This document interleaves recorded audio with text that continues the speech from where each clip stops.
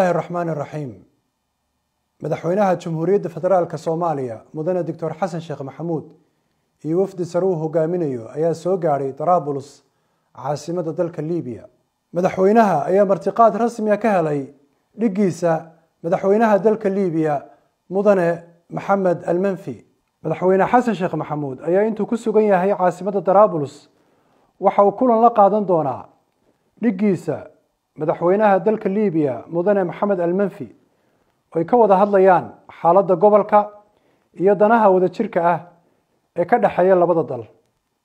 Sidoo kale labada madaxweyne ayaa ka arrinsanaya horumarinta iskaashiga dhinacyada amniga, siyaasadda, la dagaalanka tahriibta iyo dhamaystirka soo celinta dhalinyarada Soomaaliyeed ee xaaladaha adag ku wajahaya xabsiyada Liibiya.